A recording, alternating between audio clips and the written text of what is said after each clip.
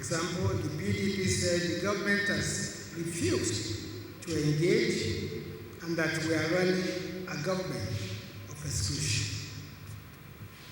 The opposition party then went ahead to read out a number of suggestions as a way out of the current challenges facing the nation. Unfortunately, the recommendations by the PDP have exposed the opposition party's gimmickry and the fact that it was merely playing politics with serious national issues, especially security. Had it not been so, had it done its homework properly, the PDP would have known that most of those same recommendations were already contained in the outcome of a federal government town hall meeting on national security, which was held in Kaduna on the 8th of April this year. The PDP accused the federal government of not engaging and of running a government of exclusion, forgetting conveniently that this federal government has consistently engaged Nigerians on topical national issues, including security, the fight against corruption, terrorism, infrastructure, and farmer-herders conflicts.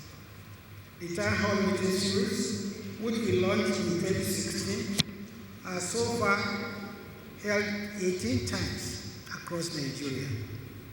It's always a no-holds-barred opportunity for the government to engage with critical stakeholders, briefing them on government policies and programs and getting their feedbacks, thus ensuring inclusion and deepening of democracy. The latest of such town hall meetings was the one in Kaduna, which I referred to earlier. I will go ahead and read the 10-point recommendations from that town hall meeting, and you can then judge for yourself who is ahead of the other. We see certain benchmarks for enhanced security and national unity in Nigeria.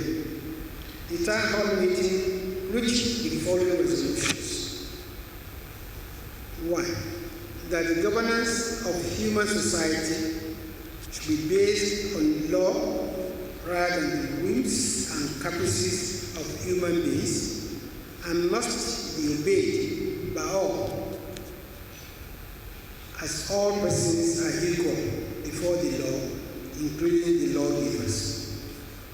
2. That there is urgent need for political restructuring and not separation. 3. That the judiciary be decentralized and reformed through constitutional amendment to remove the unitary control of the Supreme Court. 4. That governments at all levels should ensure free, qualitative, and compulsory primary education for all children of school age. Please, I want to take 3 again. That the judiciary be centralized and reformed through constitutional amendment. 4. That governments at all levels should ensure free, qualitative, and compulsory primary education for all children of school age. 5. That the military, police, and other security agencies should be expanded in number, be trained, provided with modern equipment and technology to cope with emerging security challenges. 6.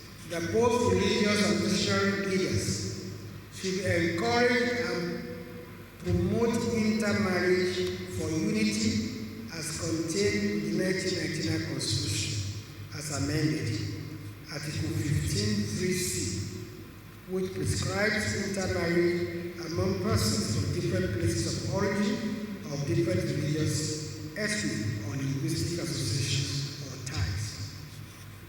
7. That the establishment of state police should be supported by the national and state houses of assembly to enable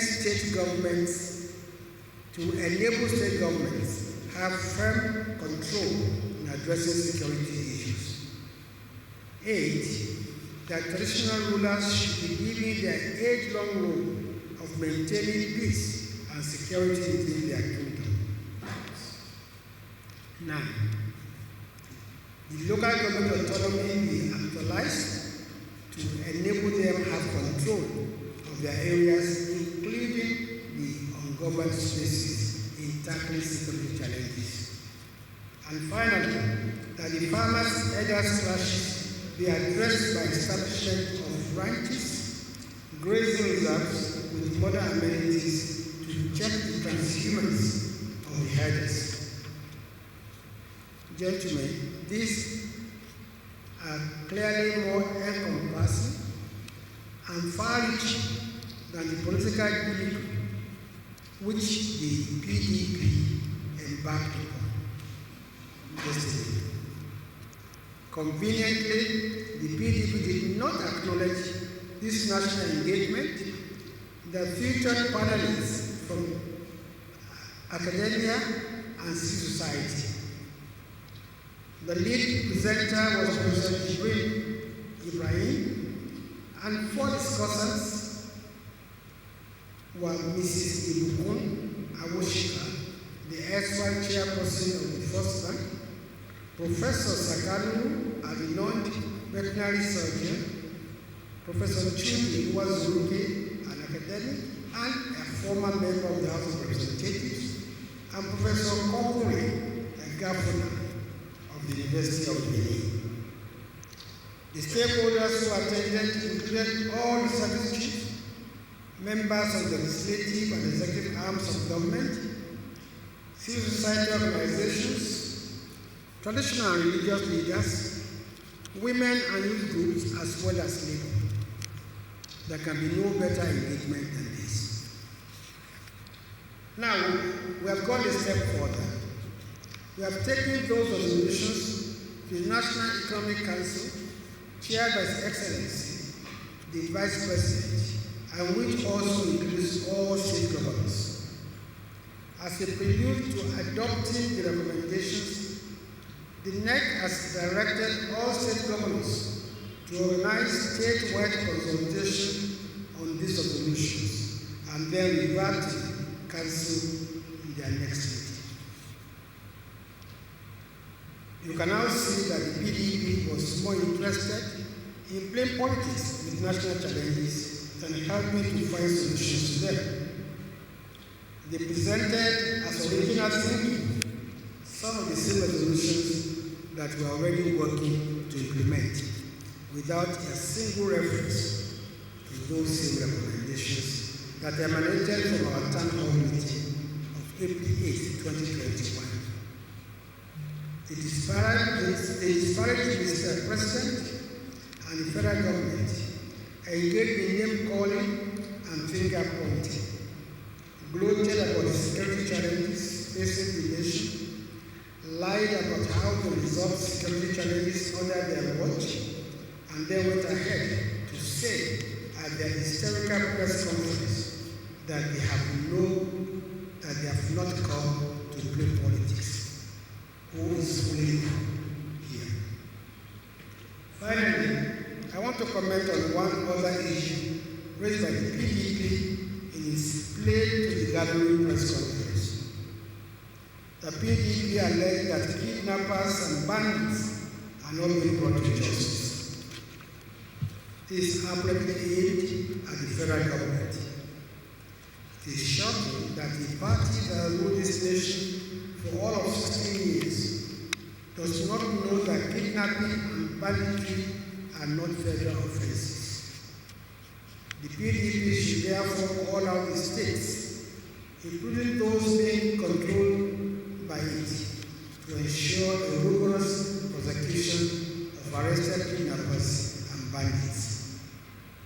Meanwhile, PDP conveniently forgot that as far as terrorism, a federal offense is concerned, this federal government has successfully prosecuted thousands of Boko Haram members in Kenji as part of the continued exercise. We are now seeking the cooperation judiciary to continue with the trial of arrested terrorists. Gentlemen, we acknowledge the challenges we face as a nation, and we are doing everything possible to tackle them. We call on all Nigerians to support the efforts of the federal government to tackle these challenges. We advise those bent on playing cheap politics with the challenges to have a rethink. This is no time for politics.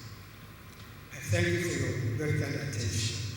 I will now take your questions, which I want to advise should be restricted to the issues I've addressed. Thank you very much.